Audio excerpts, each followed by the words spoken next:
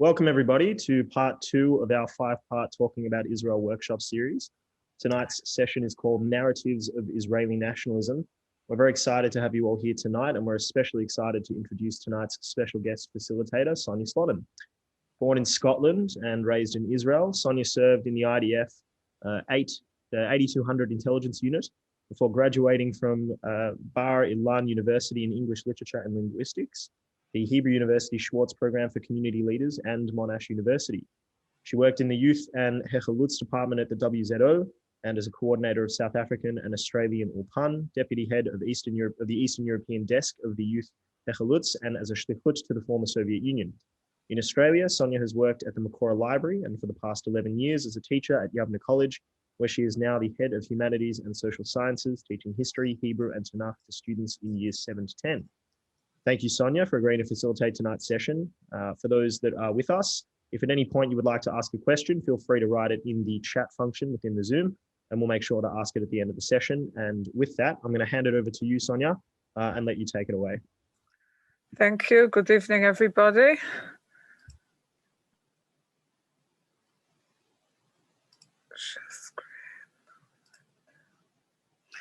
Can you see my screen? Not yet. Not yet. Okay, start again. Now can you see my screen? Yep, perfect. Okay. So I'm going to talk about Zionism/nationalism this evening. And I think that to be able to understand what Zionism is, where did it come from, and why is it important, we need to actually look at history, general history, because as I always tell my students, Jewish history doesn't happen in a vacuum. So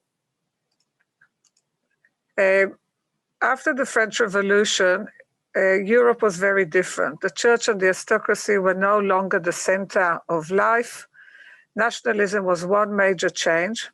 Until the French Revolution, loyalty meant that you're loyal to your village, your king, your wife, hopefully, but not to society or the country as a whole. So after the revolution, people fought for independence and land in the land where they lived. So all of a sudden, Germany is important to the Germans, and Hungary is important to the Hungarians, and France is important to the French. And the question is, and what's the Jews? So what is a nation? A nation is a group of people speaking a common language, sharing a common culture, a sense of common destiny, and sharing common history. So nationalism is also a term to describe the common bonds that hold people together within a nation, creating a new type of community. Tied to this is the idea that individuals' loyalty should be focused on the nation, and that each nation should be able to determine its own future. An idea known as self-determination. So nationalism is also the idea that nation should have the right to govern itself and a right to self-determination. And finally, sometimes nationalism is expressed in the belief that one's own nation is better than the other nations. In those instances, it can become competitive or discriminatory, and therefore we have wars or civil wars when two groups want to have ownership over the same land. So in that climate in Europe, who are the Jews? Do all the Jews speak a common language? No. Do we have the same goal? Yes. Do we yearn for the same land? Yes. So how does all that fit in to the nationalism that was happening in Europe at the time?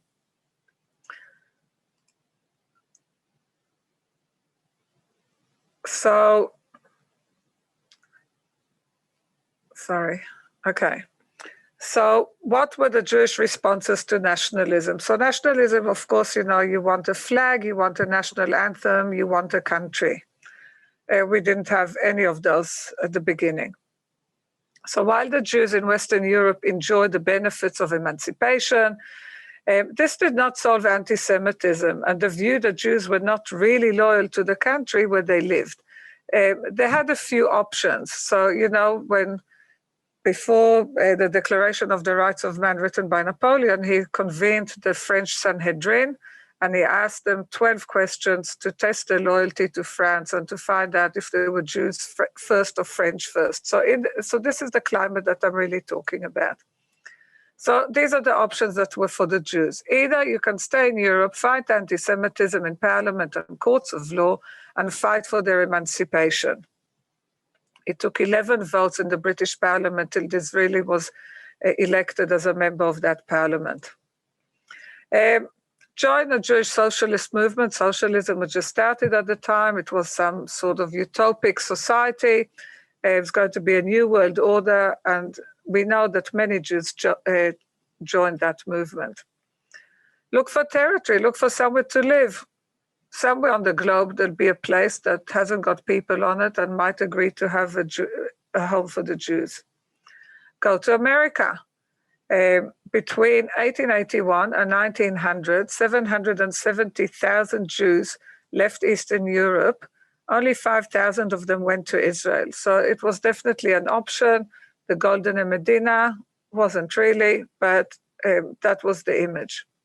Or create a movement that will seek Israel as a territorial solution to the existing problem. So the problem is really anti-Semitism. Nobody wants us. Where are we going to go? What are we going to do? So there's the Zionist solution, and the most famous of these people is, of course, Herzl. So the desired territory can only be in Israel. Sorry, this is before Herzl. Only in Israel will the Jews be able to define themselves. So we spoke about what is nationalism, and you want to determine who you are, what your future is, what language you speak, etc. Zionism wasn't created to free the land of Israel. This is a bit strong, but rather to free the Jewish people from oppression. This is to let the Jewish people live in a sovereign state, independent and free. So it wasn't really so much about reclaiming the land as to find a place for the Jews to live as a free nation, to have nationalism.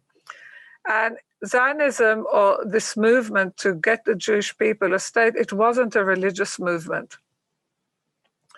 But unlike any other national movement of the time, who sought to disconnect from the past and create this new society in their country, you know, this is my land, this is my language, these are my values, the Jews went back to history because they were looking for that historical connection to the land. If we're going to go to Israel, why do we want to go to Israel? We have a historical connection to that land. It was a movement that sought to connect to its past and got its central ideas from the past. So we divide the Zionist movement into what we call early Zionist thinkers. There's four main people in that group. The first one is Moses Hess. He was really an assimilated Jew, an enlightened Jew from Germany. He was part of the Enlightenment movement. And he noted that assimilation will not solve the Jewish problem in a book that he wrote called Rome and Jerusalem. And he was a very assimilated Jew who came to this conclusion. Then we have Dr. Pinsker, Leo Pinsker. He wrote a famous leaflet called Auto-Emancipation, where he was very impacted by the Desert Storm pogroms which took place in Russia in 1881. And he said, all this emancipation is nonsense, they still hate us. And he asserts that Jewish self-determination is really the only solution for the Jewish people. Then there are two religious people. One of them is Rabbi Tzvi Kalisha, who believed that we need to take steps for redemption. So Orthodox Jews generally believe that we're going to be in the diaspora until the Mashiach comes and takes us back to Israel. But Kalisha said, no, we need to take the first steps. And once we take the first steps, then Mashiach will come. Then we will be able to fulfill our dream of going back to the land of Israel.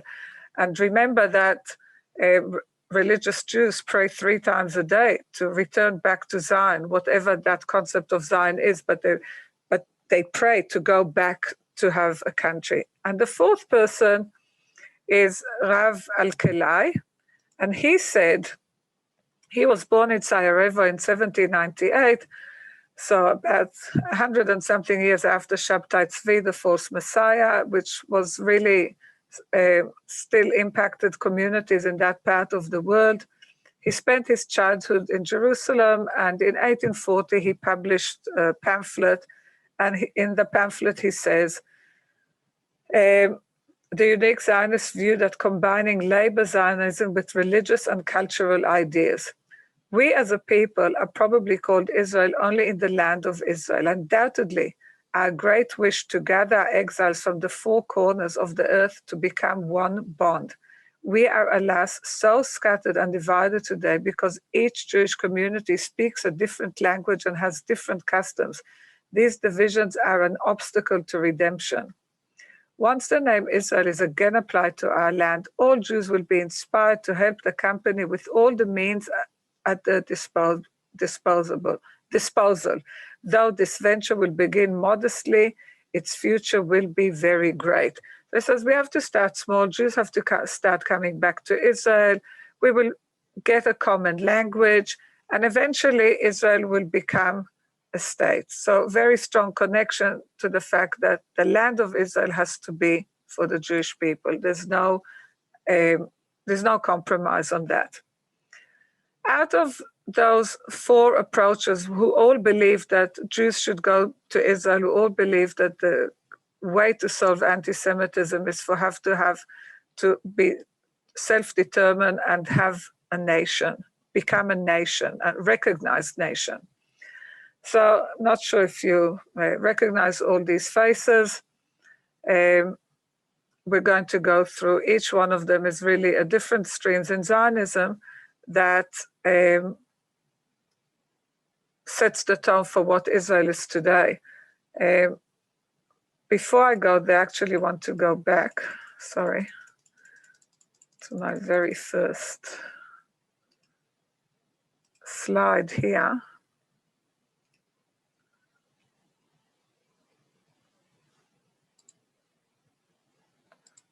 Sorry. Oh, okay. So when we're talking about who's a Zionist, it's a big question. What classifies a person as a Zionist? Is it Herzl, which we're also hopefully also familiar with, assimilated Jew who covered the Dreyfus trial and decided to put Judaism and Zionism, nationalism on his agenda? Is it my great-grandfather, Ephraim Posmushkin, who attended the 3rd Zionist Congress, traveled all the way from Vitebsk to Basel? Was he a Zionist? He didn't go to live in Israel. Is it my son, who just completed the army and the paratroopers? Is it Shimon Peres, who basically gave his life for the state of Israel?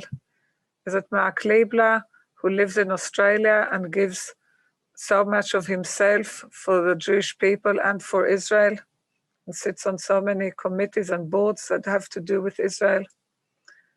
Is it this soldier, or is it David Ben-Gurion? Who is a Zionist? What classifies a Zionist? And we'll see hopefully by the end of this talk, you'll realize that all these people are Zionists. So I'll go back now to speak about the different streams in Zionism. And the first one is Herzl.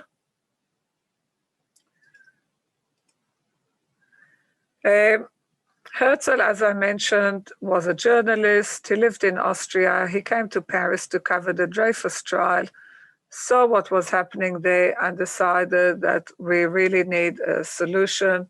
And he's the representative really of what we call political Zionism. The only feasible solution for the Jewish people is a mass exodus of Jews from their countries and resettlement to a land of their own. And Herzl did not necessarily have Israel on his agenda. Herzl's ideas were not original. They were stated in the writings of Hess and Pinsker, which were the early Zionist thinkers.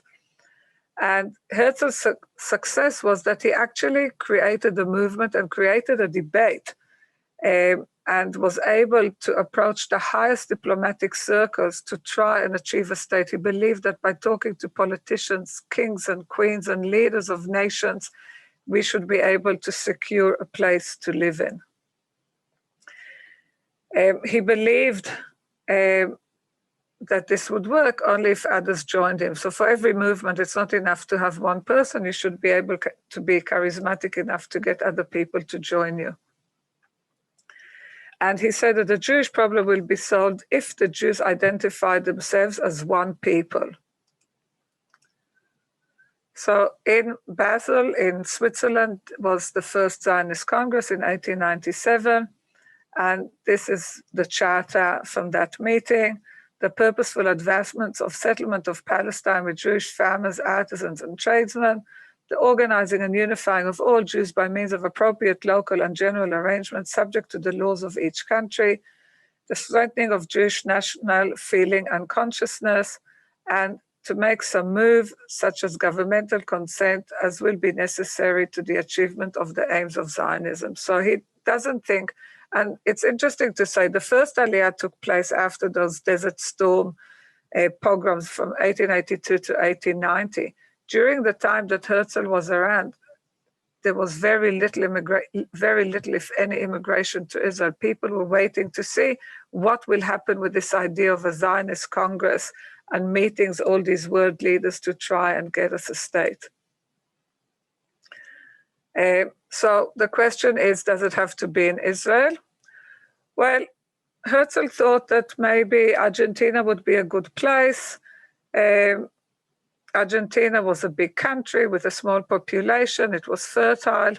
That proposal was never pursued. However, I don't know how much you know or how much, but the Baron Rothschild helped the immigrants to Israel of the first Aliyah. And of course, in the Jewish world, we always have competition. And there was another very wealthy man, the Baron Hirsch, who actually encouraged people to move to Argentina. And Argentina has 250,000 Jews. A lot of them came originally in the 19th century. There were Jewish farms. There were settlements that were like kibbutzim in Argentina at the time. But that idea never went too far. The big controversy happened in Uganda in 1903. And it actually split the delegates in the Congress. The Russians walked out in protest. In 1904, Herzl passed away. Some say that the toll of the Uganda debate took his heart. And he died 44 years before the establishment of the State of Israel. He visited Israel. If you've been to Israel, if you've been to Mamilla, there's an area that all the stones are numbered. The reason they reconstructed that area was because Herzl stayed in the hotel that was there before the fancy Hotel Mamilla. Another interesting stream in Zionism is what we call cultural Zionism. This was Achad Ha'am, Asher Ginsburg, and he said that a Jewish state won't solve the problem, and not all the Jews are going to come and live in Israel. And we need to solve the problem for the Jews who are not going to come and live in Israel and those who are going to stay behind. And he suggests that the Jewish state, the state of Israel, will be an Or LaGoyim, a light unto the nations. It will be a cultural and spiritual center for regeneration of the Jewish people. The focus should be on the spiritual conditions of the Jews in the diaspora, and it can be resolved by creating a homeland. So he says that in Western Europe, it will be easier because Jews are so assimilated on the one hand and not accepted by society on the other. Therefore, it will be easy for the Jewish state to help them solve their national identity. Whereas in Eastern Europe, Jews have lost their heritage and therefore they need to come to Israel. So he divides the diaspora into assimilated Jews that can still have a life in the diaspora, that just need a little bit of spiritual uplifting, whereas the Jews in Eastern Europe, they're suffering so much that for them the solution would really be to leave their country and come to Israel. Achad Ha'am has two very famous quotes, and that shows that even though he wasn't a religious man, he looked at the nation, at this place that would be created for the Jews. It has to be Jewish. And the most famous of his quotes is, "More than Israel has kept the Shabbat has kept Israel." And that leads to what I'll talk about in the end of, what Israel is today. And he also says, what is a national freedom if not people's inner freedom to cultivate its abilities along the beaten path of history? So we need somewhere, we need something to go to. And we need to make sure that it's going to be Jewish. The father of labor Zionism, which is the labor movement of today, was Avraham David Gordon. And I've got the Habonim sign there, which he's the father of that, would be the father of that youth movement. So A.D. Gordon, at the age of 47, and in those days, most people who went to Israel were much younger. He decides to leave Russia and go to Israel. He's one of the founding members of the first kibbutz. In Russia, he was a white-collar worker, but when he came to Israel, he believed in working the land. He believed that manual labor is essential to personal and national salvation. And until really the 60s, even early 70s, the elite society lived on kibbutzim and moshavim. I come from a moshav, and we always felt that we're the cream on top of the cherry because we dirty our hands. We don't live in the city. And that notion was very much part of Israel at the time. We can become a nation by recreating ourselves, by purchasing land ourselves, not relying on others to purchase it for us and live like parasites. So he's referring to the people of the first Aliyah who were sponsored by the Baron Rothschild, who bought the land for them. And some say that it was a bit like a feudal society living on one of the farms of the Baron Rothschild. So he doesn't believe in any of that. We need to be the ones picking up the rocks. We need to buy the land. He says the Jews who are still in the diaspora, they have a problem. They don't have a land that they can connect to. So although he's not a religious person, he sees the importance of connecting to the land of Israel. And if we want a land to be different to the diaspora, they need to come to Israel and connect to the land through farming. So the only way to connect here, you got to be a farmer, get on your tractor and work hard. The father of religious Zionism is Rav Kook, Yitzchak Cohen Kook. He was the first Ashkenazi chief rabbi of Israel. He tried to broaden the outlook of the yeshivot to modern ideas, embraced even the non-religious people living in Israel, believed that secular Zionists were fulfilling a religious mission of settling the land, even if they were unaware of it. He was asked once, why are you going to visit a Shomer HaTzair kibbutz? They keep absolutely nothing. And he said they're keeping one of the greatest mitzvot, the mitzvah of Yeshuv Eretz Israel, the mitzvah of settling the land of Israel. He said that the centrality of Israel is important to the centrality of life of Jews wherever they are. The Jews being cut off from their land and being in exile is a huge problem. While Jews can keep mitzvot in the diaspora, there's something missing when they're not in Israel. And a return to Zion, to Israel, is imperative for an authentic Jewish existence. So Rav Kook, like his predecessors, Rav Kalisher and Rav AlKhelai, believes that we need to make the first move to bring Mashiach. We can't just sit in the diaspora and wait for something to happen. And these are the core beliefs of religious Zionism. Return to Zion is imperative for an authentic Jewish existence. People who the Torah and the land of Israel are inseparably linked. Therefore, the Reform view that Judaism can be separated from Israel is wrong.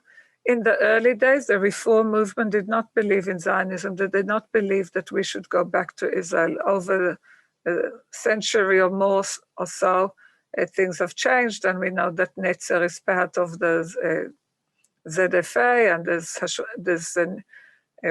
Netzer kibbutzim in Israel, but I'm talking about at the start of it all.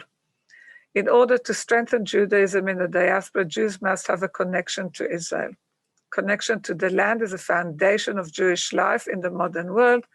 Therefore, secular Zionists are doing an important job, even if they do not realize it now. A bit later than the previous three was Ze'ev Jabotinsky, who was he's the father of revisionist Zionism. And he believed that liberal ideas are irrelevant in the modern world. It is a mistake to rely on liberal ideas to bring political reform. In other words, they left the idea of political Zionism and did not think it worked. So he doesn't, this is the time when the British are in Israel, post-Balfour Declaration, politics is not giving us the state. We need to do something else. We must be committed to nationhood. And he believed in using power is supreme importance for political affairs. He's the father of the Herzl and the Lehi and others. So looking at these five people, how has that affected nationalism and what Israel is today? So Eddie Gordon, Ben-Gurion came to Israel in the second Aliyah. They're part of what is the Labour Party. And if we look at what they believed in, famous quote by Golda Meir, who also came to Israel around the second or third Aliyah, first Prime Minister of Israel, first female Prime Minister of Israel. And she talks about the Arab-Israeli conflict and says that we can forgive them for killing our children. We cannot forgive them from forcing us to kill their children. We will only have peace with them when they love their children more than they hate us. That quote has been around for many, many years. Yitzhak Rabin says that he's been in the army for 27 years, and while he didn't think that peace was an option, he kept fighting. But this speech was made in 1995, just before he was murdered. And he said, now I see that there is an opportunity for peace and therefore we must grab it. Shimon Peres talks about the human resource that we have in Israel. And he says, in Israel, a land lacking in natural resources, we learn to appreciate our greatest national advantage, our minds.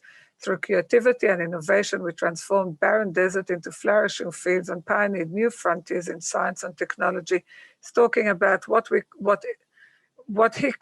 Israel could be if there was peace, and how much we could enrich our neighbors.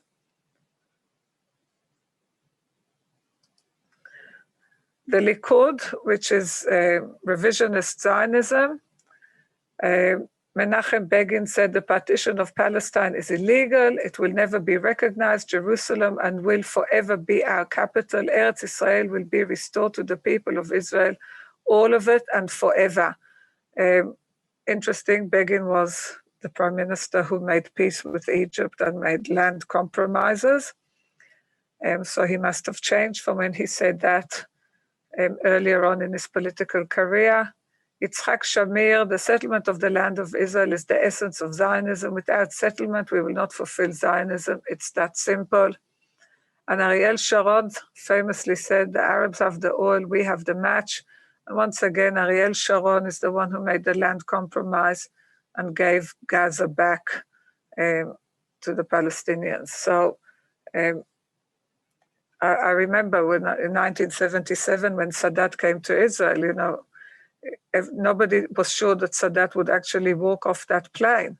But they also said that it was only the Likud that could make peace without a civil war, because they're the ones who always said that not an inch back. So what does it say? Israel doesn't have a constitution, but they have a scroll of independence. And I've just got 3 paragraphs that I want to share with you about what is nationalism when it comes to the State of Israel. This was famously signed on the 15th of May, 1948, Hey Iyar Tashach.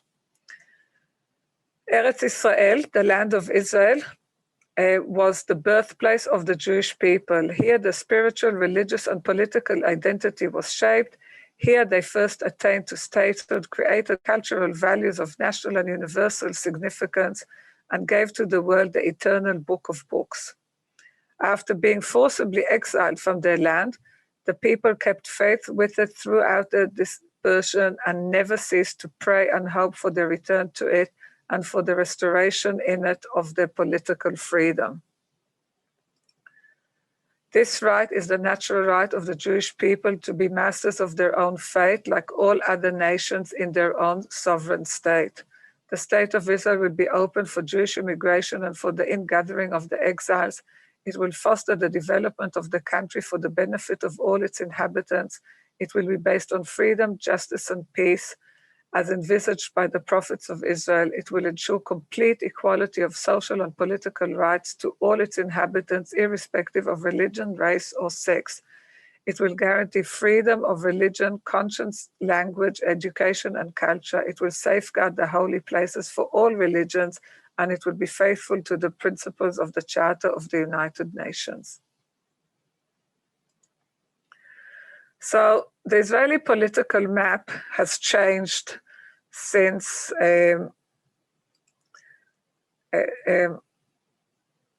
Israel was established, and I'm actually going to see, can you still see the screen? Yeah. Yeah, okay, so I just thought I'd show you this on the map because it's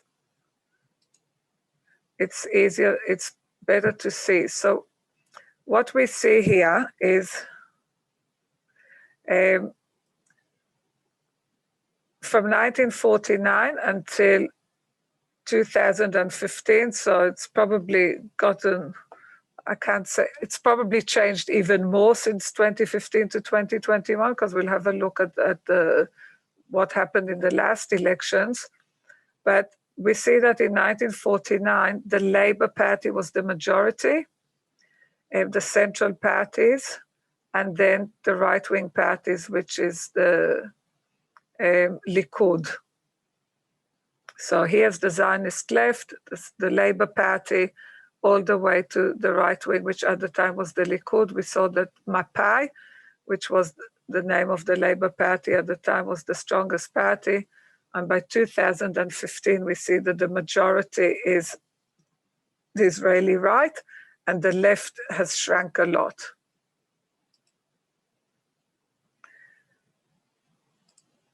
In the last elections, I think about 2 months ago, when were they approximately?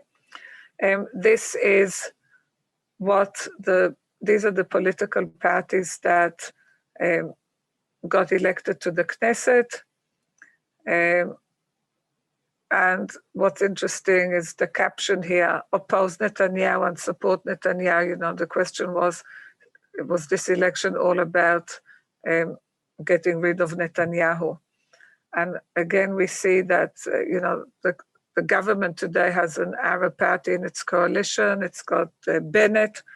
It's a very interesting coalition. We pray that it works and there's not a fourth election in the next few months. But it's very interesting to see the shift from the dominant Labour Party to the right wing now being the more dominant side of the politics in Israel. So I just want to touch a little bit on religion and state. There's never been any set laws. There was a status quo. So 5 minutes before the scroll of independence was signed, Ben-Gurion wrote a letter to Agudat Israel, which was then the Haredi party in the Knesset. And he said that Israel will have, it will be a Jewish state. There'll be some Jewishness in it. But so the status quo meant that, for example, in Haifa, there was public transport on Shabbat because it's a mixed city, but in Tel Aviv, there was no public transport. There were laws about on Shabbat, everything has to be closed except for very essential workers, things like that. Shabbat will be the day of rest. But after 70 years, the status quo has deteriorated because many people who live in Israel now don't want the state to decide if they can hop on a bus and go to the beach on Shabbat or not, or if they can go shopping on Shabbat or not. The shopping on Shabbat started with kibbutzim having these markets on Shabbat because the government couldn't tell the kibbutz what to do, and then it sort of spread. And shops, supermarkets, small supermarkets were opening in Tel Aviv, and actually people objected because they said, now we don't have a day of rest because we have to compete and we have to work every day. So because it was a status quo, because Israel doesn't really have a constitution, a lot of times people challenged the status quo in the Supreme Court, and there were a lot of appeals, so that also changed what it's going to be like. So what's happening now is that the secular parties are not dealing with issues regarding the Jewishness of the Jewish state because they don't want to see themselves as succumbing to the ultra-Orthodox parties. So the only people who care about, who seem to care about the Jewishness of the Jewish state are the ultra-Orthodox parties. And if the secular parties would come forward and have a say of what a Jewish state should look like, just like Ahad Ha'am said, who was not a religious person, but he understood the importance of a Jewish state, maybe the state would look a little bit different. And of course, we spoke about a nation needs a common language, and Eliezer ben Yehuda was the one who revived the Hebrew language, but already in the period of the Haskalah, the Enlightenment, whereas the Enlightenment in Western Europe was more about assimilation with the Mendelssohns. In Russia, in Eastern Europe, the Haskalah, the Enlightenment was really the development of Hebrew and Yiddish literature, the Hebrew language. Eliezer ben Yehuda took it to the next step. And of course, that was the only language that could be the common language because it's the language of the Tanakh. It's the language that most Jews spoke and understood, even if they spoke Arabic in their country or Yiddish or Ladino. Hebrew was the common denominator. But when you go to shops today in Israel, when you walk, the language, it's so anglicized or Americanized that I wonder what Eliezer ben Yehuda is thinking. There was a Hebrew war when the Hebrew University and the Technion were established. They thought that German should be the language, the academic language in Israel. There were a lot of demonstrations, and Bialik and Ravnitsky used to walk in the streets of Tel Aviv and give people little pieces of paper which said, Ivri daber Ivrit, Hebrew, speak Hebrew. And then there was an organization, Ezra, and also believed they wanted German to be the language. There was huge debates, and they said, how can we teach chemistry and physics in Hebrew? It has to be in German. The rest is history. They said they would try for 1 year, and Hebrew is the language being taught in all academic institutions in Israel. Of course, a lot of the readings are done in other languages. The Six-Day War was a huge turning point because, first of all, we jokingly say that the Jews wanted a state until they got one. Because once the state of Israel was established, we didn't see Western European Jewry hopping on planes and rushing to Israel to live there.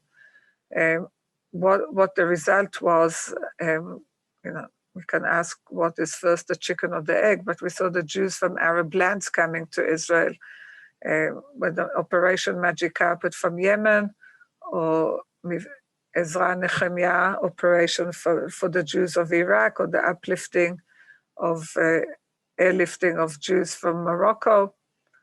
The Jews in Europe stayed home. They didn't come. But 1967 was a turning point where a lot of Western Europeans saw that Israel is the place to be. But the euphoria of winning that war brought with it a lot of issues that I think Israel is still dealing with today by acquiring so much land and not really having a proper settlement at the end of the war. And then, of course, the shameful Yom Kippur War, where Israel was taken by surprise. And then the Black Panthers movement in Israel, where, it says Israel, all citizens will be treated equally, where the Sephardi Jews felt that they were not treated equally. But overall, I think that the future is good. And sorry, before that. In 1968, there was following what happened in Prague, the Spring of Prague. There was also unrest in Poland, which where the Jews were blamed. There was a lot of anti-Semitism, and a lot of Jews who were socialists and in the Communist Party were accused of causing the unrest. It happened after a theater show was banned.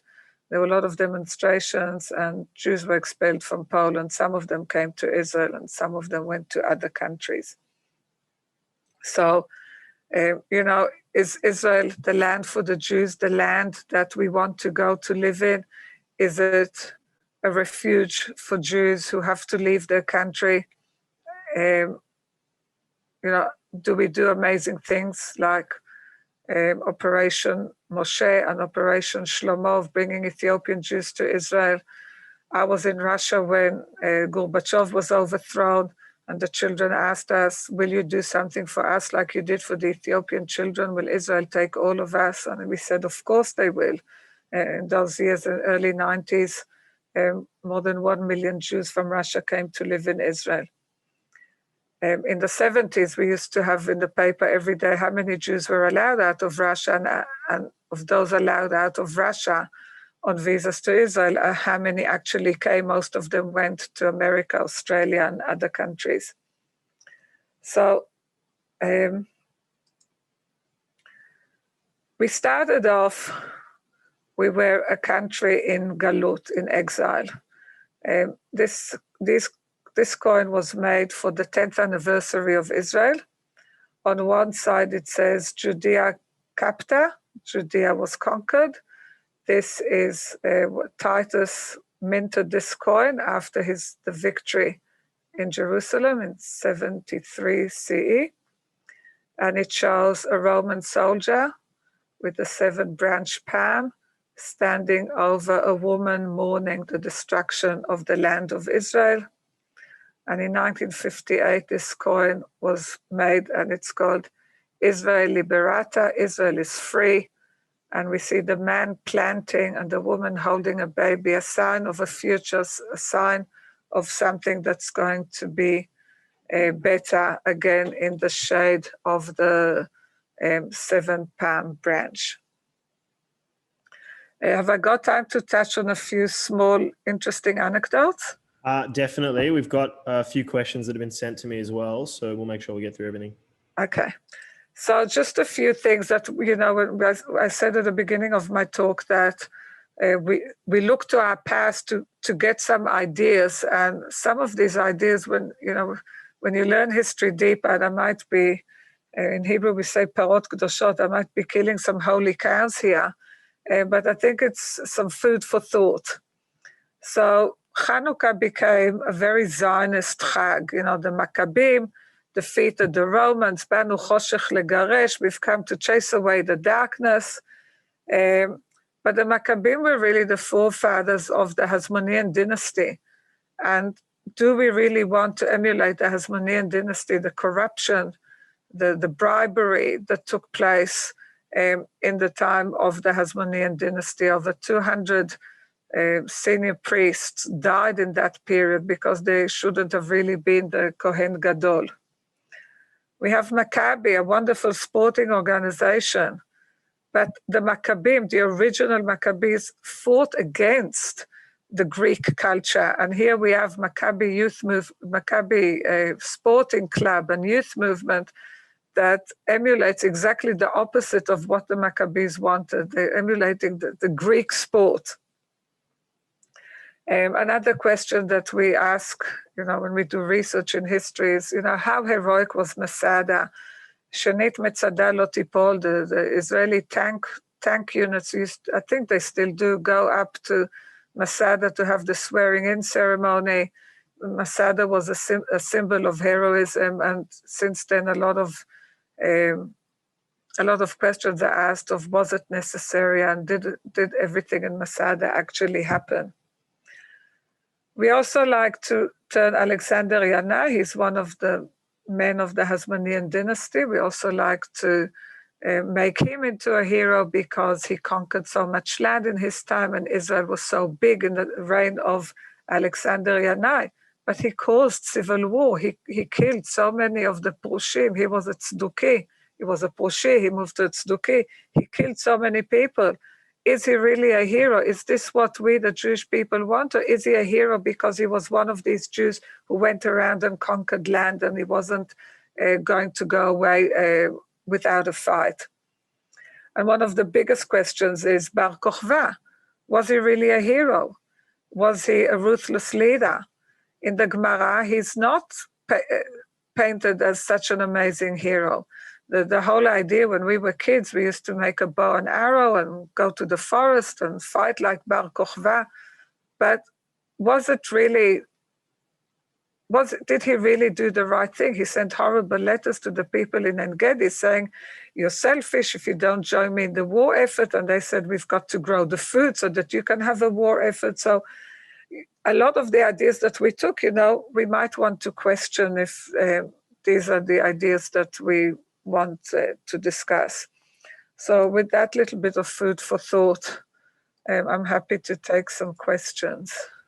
We've got quite a few, so I hope I can answer them. Yeah, some of them do cross over, admittedly, so I'm going to try and merge them. Yeah, merge them where appropriate. I'm just going to fix this up so everyone can see us.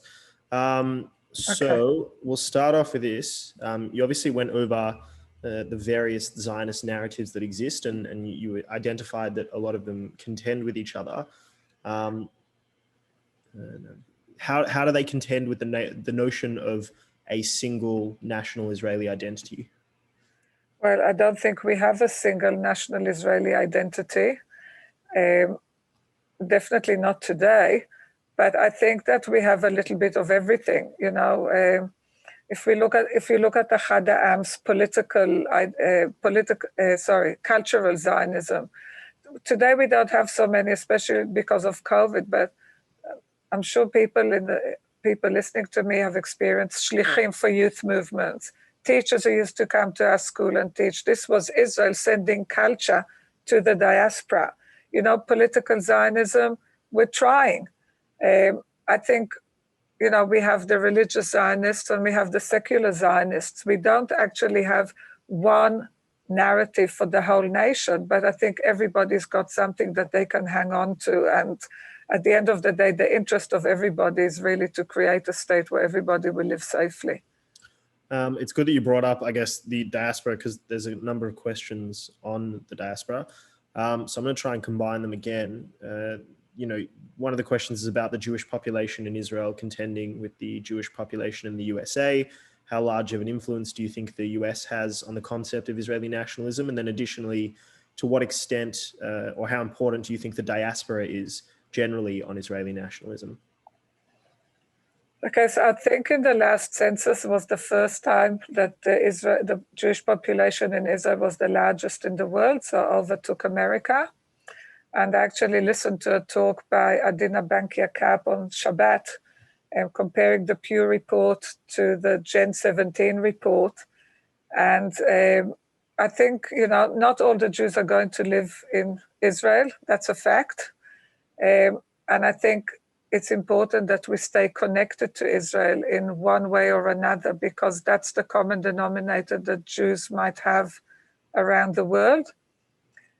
I'm sorry, what was the other part of the question?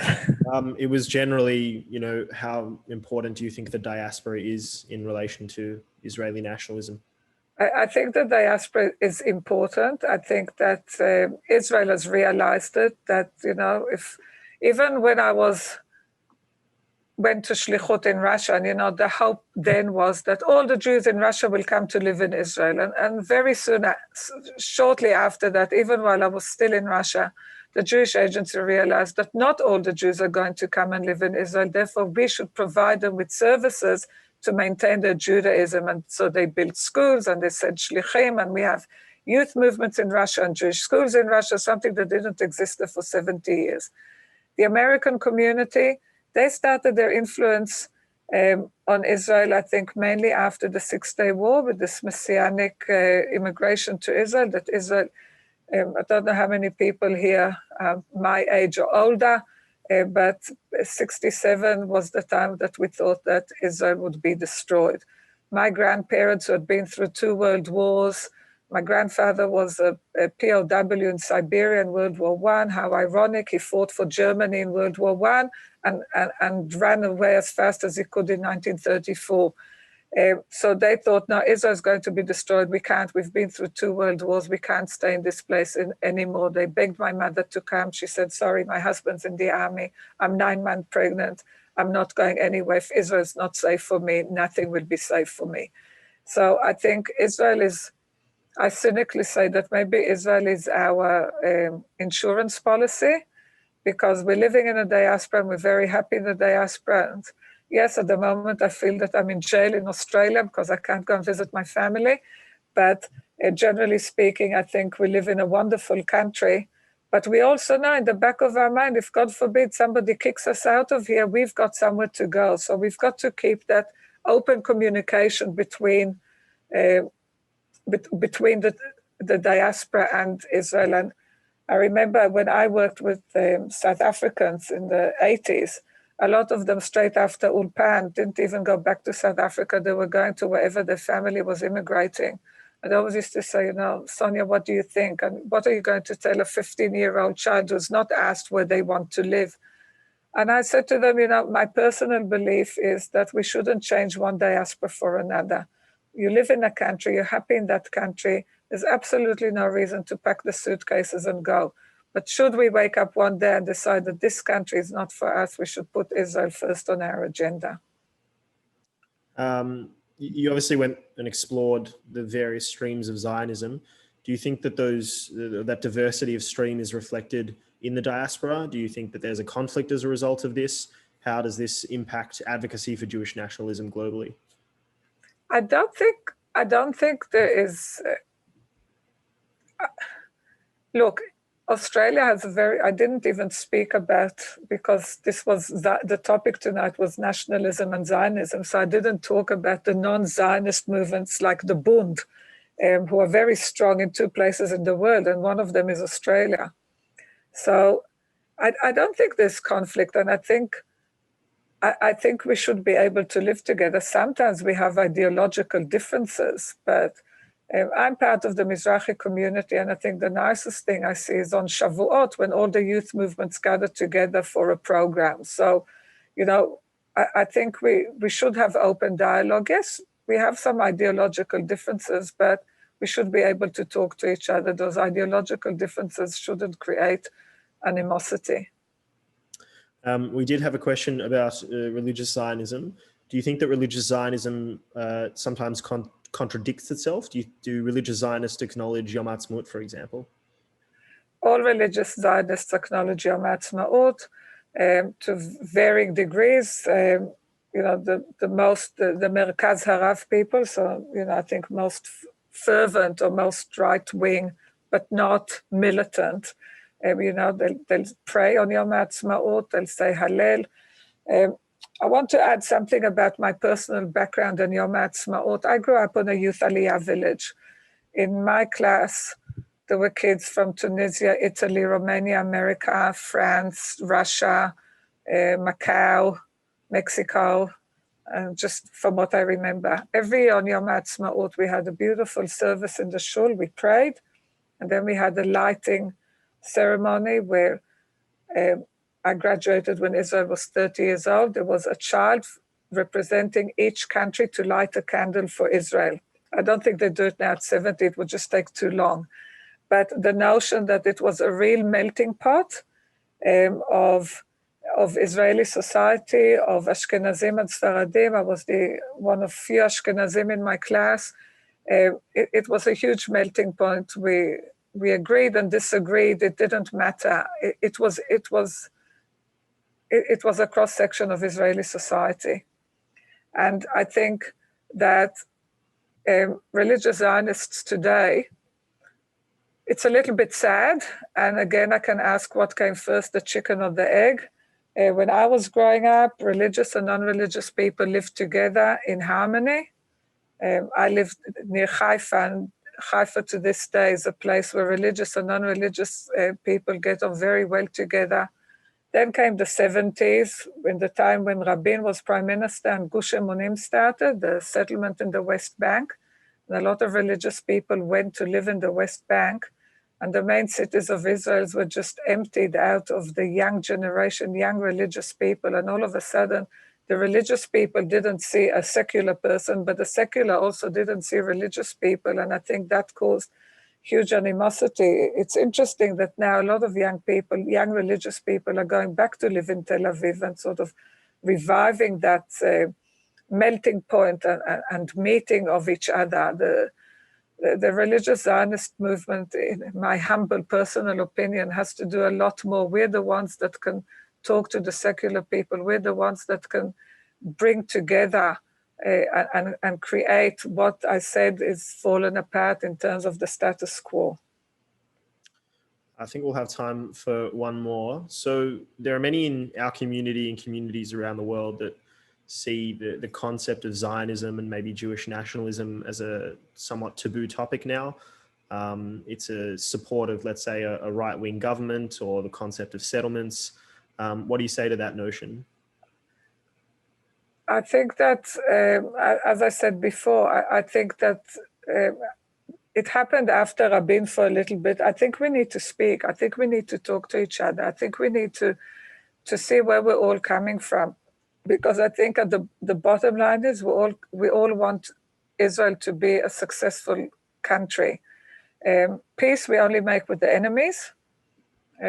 Look at Europe today, look at Europe 80 years ago. You know, today you get on the Autobahn and you go from Spain to Norway. You can just go on the freeway.